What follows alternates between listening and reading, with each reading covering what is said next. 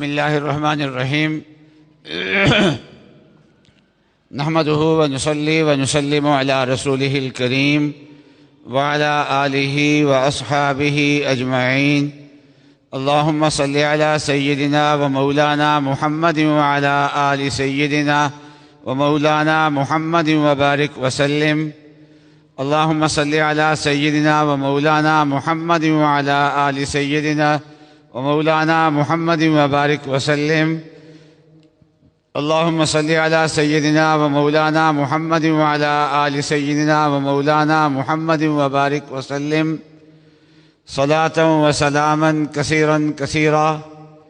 يا رب صل وسلم دائما أبدا على حبيبك خير الخلق كلهم. أما بعد، فأعوذ بالله من الشيطان الرجيم. بسم الله الرحمن الرحيم. ولله على الناس حج البيت من استطاع إليه سبيلا ومن كفر فإن الله غني عن العالمين. وقال رسول الله صلى الله عليه وسلم: من لم يمنعه من الحج حاجة ظاهرة أو سلطان جائر أو مرض حابس فمات ولم يحج فليمت إن شاء يهوديا وإن شاء نصرانيا. صدق الله العظيم وصدق رسوله النبی الکریم. بزرگان محترم اور برادران عزیز،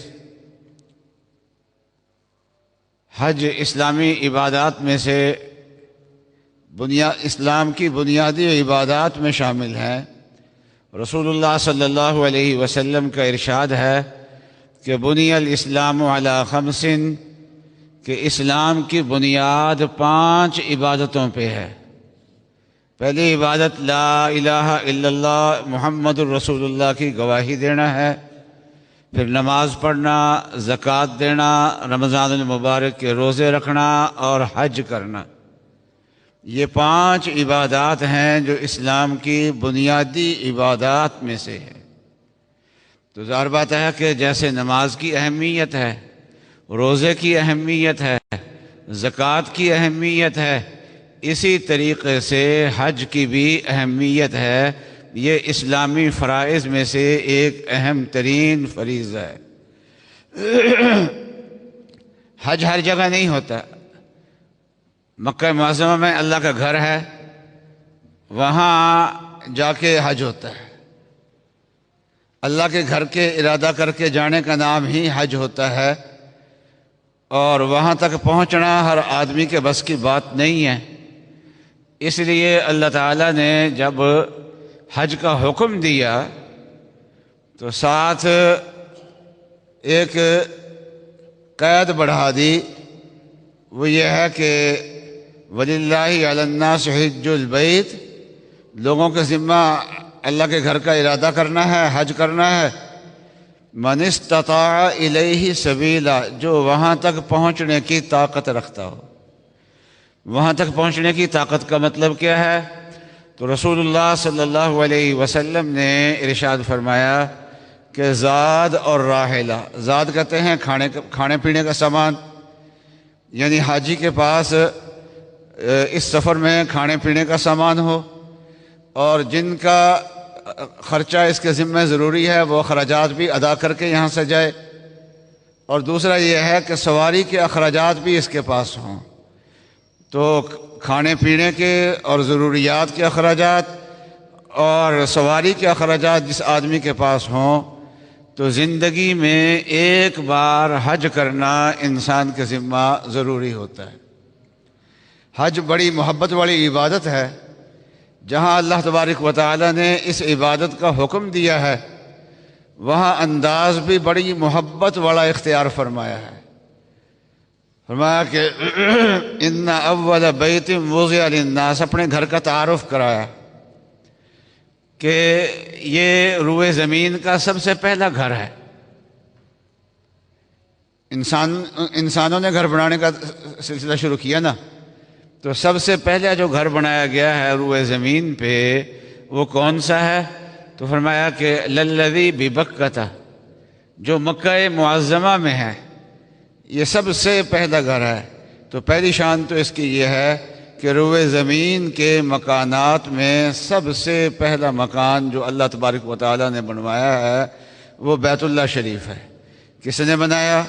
بعضوں نے کہا کہ فرشتوں نے بنایا ہے، بعض روایات سے معلوم ہوتا ہے کہ آدم علیہ السلام نے بنایا تھا۔ ابراہیم علیہ السلام نے بھی بیت اللہ کی تعمیر کی تھی، لیکن اثر نو تعمیر نہیں کی تھی، بلکہ اس کی بنیادیں پہلے سے موجود تھیں، ان بنیادوں کو اوپر اٹھایا تھا انہوں نے۔ یہ تعمیر ثانی تھی۔ تعمیر اول جو ہے وہ حضرت آدم علیہ السلام نے کی ہے یا اللہ کے حکم سے ملائکہ نے کی ہے۔ بہرحال روئے زمین پہ جو سب سے پہلے کمرہ بنا ہے، جو سب سے پہلے گھر بنا ہے، وہ یہی گھر ہے۔ ان اول بیت۔ اس گھر کی دوسری شان کیا ہے کہ وضع للناس،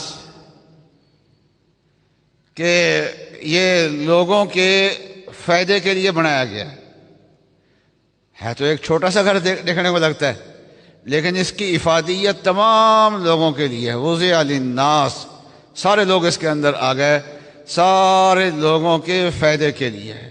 ہم حج کرنے کے لیے نہیں جا رہے، عمرہ میں نہیں ہیں اس وقت سفر میں، لیکن آج جمعے کی جب نماز پڑھیں گے تو کدھر منہ کر کے نماز پڑھیں گے؟ اس اللہ کے گھر کی طرف منہ کر کے نماز پڑھیں گے نا۔ تو اس لیے ساری دنیا میں کے لوگ جو ہیں وہ اس سے مستفید ہوتے ہیں۔ اور جب تک یہ اللہ کا گھر موجود ہے اس وقت تک قیامت نہیں آئے گی۔ قیامت آنے سے پہلے پہلے اس گھر کو اٹھا لیا جائے گا۔ تو یوں کہیے کہ لوگ آج قیامت سے بچے ہوئے ہیں، تو اس وجہ سے بچے ہوئے ہیں کہ اللہ کا گھر ابھی موجود ہے۔ یوں کہیے کہ مسلمانوں کے لیے بھی یہ نفع کی چیز ہے، اور غیر مسلم بھی اس سے مستفید ہو رہے ہیں کہ وہ قیامت سے جو بچے ہوئے ہیں اور زندگی ان کو جو ملی ہوئی ہے وہ اس بیت اللہ کی وجہ سے ملی ہوئی ہے۔ للذی ببکۃ مبارکا، اور یہ ہے تیسری خصوصیت بیان فرمائی کہ الذی ببکۃ، یہ مکہ شہر کے اندر ہے۔ بیت اللہ اپنی ذات میں بھی بہت اونچا ہے، اور جس شہر کے اندر یہ بنایا گیا ہے وہ شہر بھی بہت اونچا ہے۔ حق تعالی شانہ نے اس شہر کی قسم کھائی ہے، لا اقسم بہذا البلد وانت حل بہذا البلد، کہ اس شہر کی قسم کھاتا ہوں، اور اس وجہ سے اس شہر کی قسم کھائی جاتی ہے کہ اے نبی آپ اس شہر کے اندر رہتے ہیں۔ تو یہ شہر معظم ہے بیت اللہ کی وجہ سے بھی، اور اس سے زیادہ اس کی تعظیم کی وجہ یہ ہے کہ رسول اللہ صلی اللہ علیہ وسلم کی ولادت باسعادت یہاں پر ہوئی ہے۔ یہ رسول اللہ صلی اللہ علیہ وسلم کا پہلا وطن ہے، اور رسول اللہ صلی اللہ علیہ وسلم کی 53 سال کی زندگی یہاں پر گزری ہے۔ آپ کا بچپن یہاں گزرا ہے، آپ کی جوانی یہاں پر گزری ہے، آپ کی دعوت کا آغاز یہاں پر ہوا ہے، اور نبی اقدس صلی اللہ علیہ وسلم نے حج یہاں آپ کیا ہے۔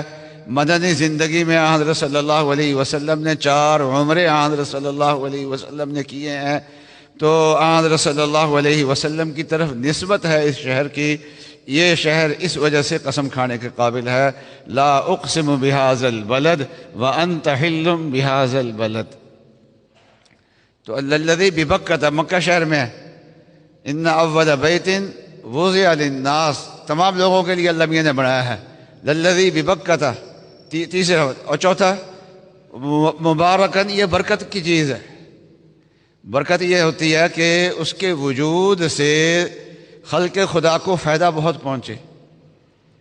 اب اس کے اعتبار سے، حجم کے اعتبار سے تو بہت بڑا گھر نہیں ہے۔ اگر اللہ میاں کے شان کے لائق گھر ہوتا تو ہوائی جہاز میں بیٹھ کے بھی ہم اس کا طواف نہ کر سکتے۔ وہ تو چھوٹا گھر اللہ تعالیٰ نے بنایا ہے، لیکن اس چھوٹے گھر کے اندر اللہ تبارک و تعالیٰ نے کیا برکتیں رکھی ہوئی ہیں کہ اس کی برکت سے یہ شہر پورا کا پورا برکت والا ہے۔ اور دنیا کتنی آتی ہے، لاکھوں کی تعداد میں ہر وقت وہاں پر مسافر موجود رہتے ہیں۔ آپ نے کسی اور ملک کے اندر تو دیکھا ہوگا کہ کسی چیز کی وہاں پر قلت ہو گئی ہے، آٹا نایاب ہو رہا ہے، چینی نایاب ہو رہی ہے، اور تیل نایاب ہو رہا ہے، فلاں چیز نایاب ہو رہی ہے، لیکن آپ نے مکے کے اندر کبھی نہیں سنا ہوگا۔ آپ وہاں سبزی کی دکانوں پہ جائیں، بقالے جو ہیں جہاں سے سبزی ملتی ہے وہاں پر جائیں تو آپ کو ہر جگہ دکانیں جو ہیں وہ ان اشیاء سے بھری ہوئی آپ کو ملیں گی. کوئی دکاندار یہ نہیں کہے گا فلاں چیز ختم ہو گئی ہے. تو یہ برکت والی جگہ ہے اور اس کی برکات ساری دنیا کو مل رہی ہیں. اور علماء نے فرمایا کہ جب یہاں ہم نماز پڑھتے ہیں تو اس وقت انسان یہ سوچ لے کہ میرا سینہ بھی قبلے کی طرف ہے اور قبلے سے انوارات نکل کے میرے سینے میں آ رہے ہیں اور آ بھی رہے ہوتے ہیں. قبلہ ہم سے اتنی زیادہ دور نہیں ہے، سورج زیادہ دور ہے. سورج کی شعاعیں ہم تک پہنچتی ہیں اور ہم اگر دھوپ میں بیٹھے ہوں تو ہمارا جسم جلنا شروع ہو جاتا ہے اور گرمی محسوس ہونی شروع ہو جاتی ہے. تو بیت اللہ شریف اگر سامنے ہو، بیت اللہ کی طاقت زیادہ، فاصلہ کم، تو یقیناً بیت اللہ کا فائدہ پہنچتا ہے. تو للذی ببکۃ مبارکاً، برکت والی جگہ ہے. وہدی للعالمین، اور تمام جہانوں کے لیے وہ ہدایت کا سامان ہے. ہدایت کا مرکز بیت اللہ شریف ہے اور سارے جہان کو جو ہدایت پہنچی ہے اس ہدایت کا آغاز اور اس کی وحی کا آغاز وہ یہیں سے ہوا تھا. یہی جگہ جو ہے وہ سارے جہانوں کے لیے ہدایت کا مرکز ہے. اللہ تبارک و تعالیٰ نے اس کو مرکز ہدایت بنایا ہے. عجیب بات یہ ہے کہ یہ ایک گھر ایسا ہے جو مرکز ہدایت ہے، لیکن رسول اللہ صلی اللہ علیہ وسلم کی جب بعثت ہوئی تو اس بیت اللہ میں 360 بت تھے. تو یہ بتوں کا مرکز تھا، شرک کا مرکز تھا. توحید کی بات کرنا مشکل ہو جاتا تھا. جو توحید کی بات کرتا تھا اس کی پٹائی ہوا کرتی تھی.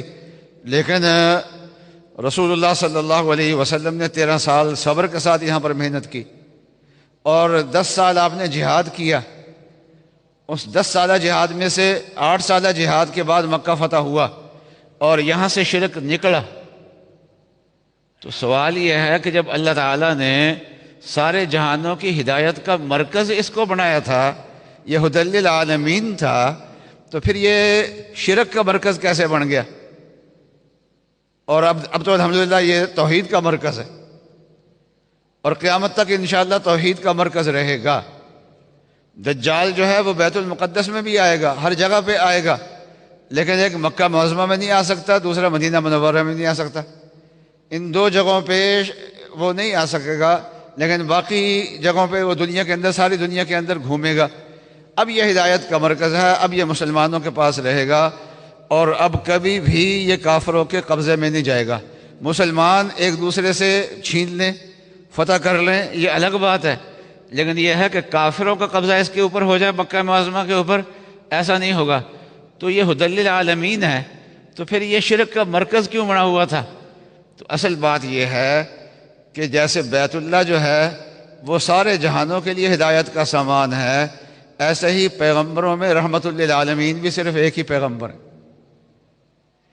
تو حضرت صلی اللہ علیہ وسلم جب تک نہیں آئے تو بیت اللہ شریف کی جو اصل حیثیت ہے ہدی للعالمین ہونا، یہ اس وقت تک ابھی واضح نہیں ہوا، کھل کے سامنے نہیں آیا. اور جب رحمت للعالمین صلی اللہ علیہ وسلم تشریف لے آئے، 13 سال کی محنت صبر کے ساتھ کی، 8 سال کی محنت جو ہے وہ آپ نے جہاد کے ساتھ کی، کل 21 سال کی محنت کے بعد پھر یہ مرکز ہدایت بنا ہے.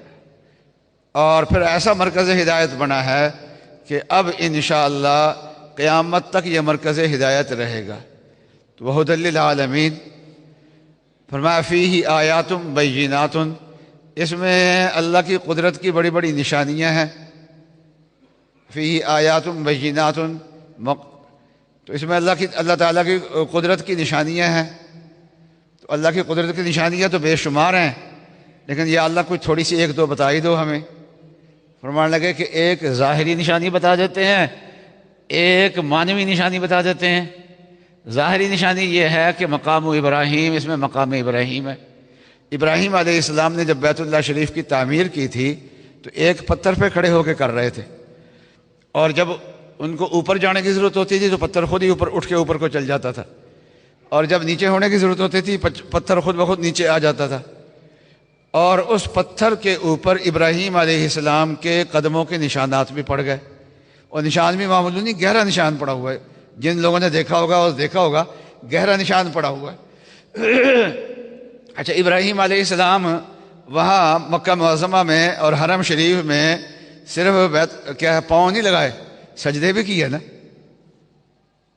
سجدے بھی کیے۔ تو اللہ تعالیٰ یہ بھی کر سکتے تھے کہ جب وہ سجدہ کیا تو ان کے ماتھے کا اور ناک کا نشان جو ہے نا وہ پتھر کے اوپر لگ جاتا، اور اس کو مقام ابراہیم بنا دیتے، اس کو مقام ابراہیم بنا دیتے۔ ایسا نہیں کیا، بلکہ قدموں کے نشان کو مقام ابراہیم بنایا۔ تو ہمیں بتا دیا گیا کہ ابراہیم علیہ السلام اتنے برگزیدہ اللہ کے نبی ہیں، ان کا سجدہ تو بہت بڑی چیز ہے، ان کے نشانات قدم تک ہی پہنچ جاؤ تو تمہارے لیے غنیمت ہے۔ ان کے نشانات قدم تک پہنچ جاؤ یہ تمہارے لیے غنیمت ہے۔ مقام ابراہیم اور معنوی اس میں اللہ کی قدرت کی نشانی کیا ہے؟ فرمایا وَمَن دَخَلَهُ كَانَ آمِنًا، جو وہاں پر جاتا ہے وہ امن والا ہو جاتا ہے، امن ہو جاتا ہے، وہاں پر اس کو امن مل جاتا ہے۔ چنانچہ اللہ تبارک و تعالیٰ نے اس کو امن کا مرکز بنایا ہے، ہر اعتبار سے امن کا مرکز ہے، چوریوں کے اعتبار سے، مال کے اعتبار سے امن کا مرکز ہے، جان کے اعتبار سے امن کا مرکز ہے۔ ہمارے کتنے لیڈر اتنے ہیں کہ یہاں بڑی بڑی کلاشن کوفوں کے ساتھ اور بڑے ساتھ ان کے ساتھ سیکورٹی گارڈ چلتے پھرتے ہیں، تب اپنی جان بچاتے ہیں۔ جب مکے پہنچتے ہیں تو اکیلے ہی پھر رہے ہوتے ہیں وہاں پر، وہاں ضرورت ہی نہیں محسوس ہوتی۔ تو اللہ تبارک و تعالیٰ نے اس کو جان کے اعتبار سے بھی مرکز امن بنایا اور شہوت کے اعتبار سے بھی مرکز امن بنایا، کہ ہر جگہ اسلامی مزاج یہ ہے کہ عورتیں الگ ہوں اور مرد الگ ہوں۔ مسجد نبوی میں صلی اللہ علیہ وسلم، حضور صلی اللہ علیہ وسلم کے زمانے میں عورتیں بھی نماز پڑھنے کے لیے آتی تھیں، کیونکہ نماز کا ثواب تو گھر میں ان کو زیادہ مل جاتا تھا، لیکن حضور صلی اللہ علیہ وسلم کی زیارت تو گھر رہ کے نہیں ہو سکتی تھی، اور رسول اللہ صلی اللہ علیہ وسلم کی باتیں بھی براہ راست نہیں سن سکتی تھی گھر کے اندر رہ کے۔ اس لیے عورتیں جو ہیں وہ مسجد کے اندر آتی تھی، لیکن مردوں کی جگہ الگ ہوتی تھی، عورتوں کی جگہ الگ ہوتی تھی۔ یہ نہیں ہے کہ ایک دوسرے کے اندر خلط ملط ہو رہے ہیں، لیکن حرم شریف کے اندر آپ جائیں تو وہاں طواف کے اندر مرد اور عورتیں آپس میں خلط ملط ہو کے چل رہے ہوتے ہیں۔ برآمدوں میں جو طواف ہو رہا ہوتا ہے وہاں بھی یہی صورتحال ہوتی ہے، صفا مروہ پہ چل جائیں وہاں بھی یہی صورتحال ہوتی ہے، لیکن وہاں آپ نے یہ واقعات نہیں سنے کہ کوئی نوجوان جو ہیں وہ بدنیتی کے ساتھ کسی لڑکی کے پیچھے پھر رہا ہو، یا کوئی لڑکی جو ہے وہ کسی بری نیت کے ساتھ کسی نوجوان کی طرف پھر رہی ہو۔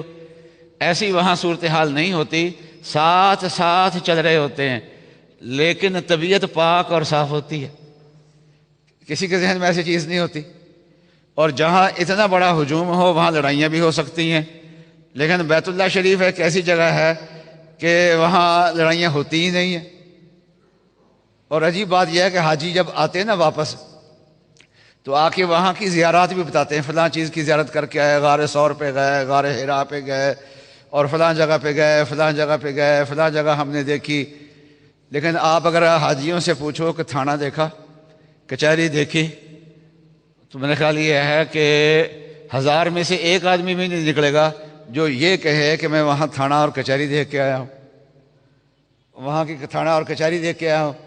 تو تھانہ اور اتنے حاجی جاتے ہیں، لیکن ان کو یہ نہیں پتا کہ مکے کے تھانے کہاں پر ہیں اور مکے کی کچہریاں کہاں پر ہیں۔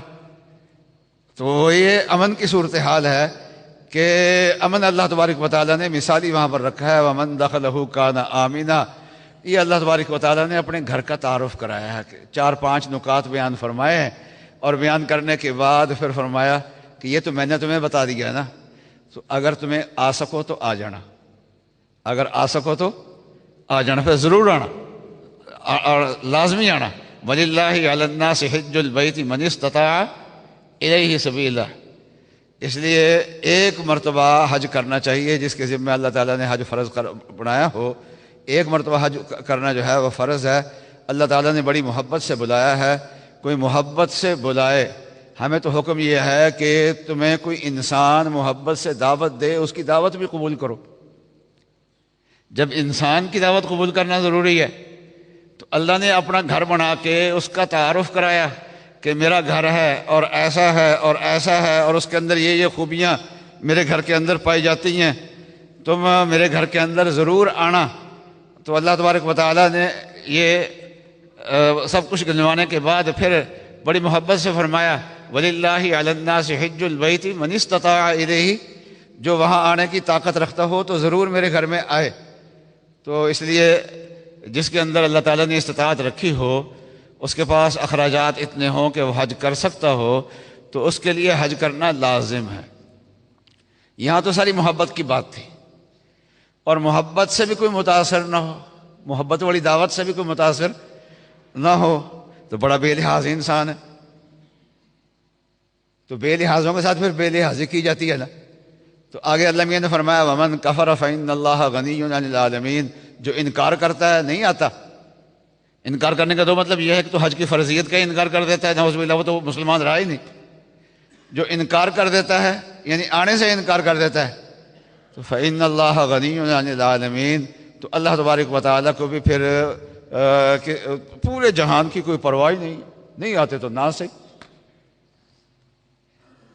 تو یہ تو اللہ تعالیٰ نے اپنا استغنا کا ظاہر فرمایا، اور نبی اقدس صلی اللہ علیہ وسلم نے اس کو ذرا وضاحت سے بیان فرمایا کہ کسی آدمی کے لیے حج کرنے سے کوئی حاجت رکاوٹ نہ ہو، کوئی حکومت رکاوٹ نہ ہو، کوئی بیماری رکاوٹ نہ ہو، پھر وہ مر جائے اور حج نہ کیا ہو اس نے، تو وہ چاہے یہودی ہو کے مرے چاہے نصرانی ہو کے مرے۔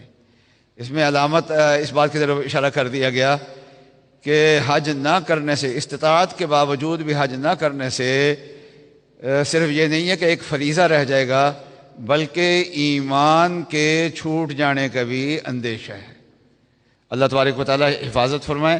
بہت سے لوگ حج کو سعادت تو سمجھتے ہیں کہ سعادت کی بات ہے، محبت کی بات ہے، نہیں، فریضہ بھی ہے ساتھ ساتھ۔ اس لیے اس فریضے کی اہمیت کو سمجھنا چاہیے اور کوشش کرنی چاہیے۔ اگر ہم میں سے کوئی آدمی ہے کہ اس نے حج نہیں کیا اور حج کی استطاعت اس کے اندر ہے، تو یہ درخواستیں جا رہی ہیں، جب درخواستیں جاتی ہیں تو اس وقت بیان کیا کرتا ہوں، کیونکہ موقع ہمارے لیے یہی موقع ہے۔ درخواستیں جب جا رہی ہیں حج کی، وہ شروع ہو رہی ہیں، حج پالیسی کا اعلان جو ہے وہ حکومت نے کر دیا ہے، تو اپنا جائزہ لے لیا جائے۔ جنہوں نے حج نہیں کیا وہ جائزہ لے لیں کہ حج ہمارے ذمہ فرض ہے یا نہیں ہے۔ اور اس طریقے سے بہت سارے دوست احباب آپ کے ایسے ہوں گے جنہوں نے حج نہیں کیا ہوگا لیکن حج ان کے ذمہ فرض ہوگا، تو ان تک ملیں، ان کو ملیں، گشت کریں، ان کے پاس جائیں اور پیار و محبت سے ان کو سمجھائیں کہ یہ فریضہ جو ہے یہ ادا کر ہی دیا جائے۔ اللہ تبارک و تعالیٰ مجھے اور آپ کو اپنے گھر کی بار بار زیارت نصیب فرمائے۔ وآخر دعوانا ان الحمد للہ رب العالمین۔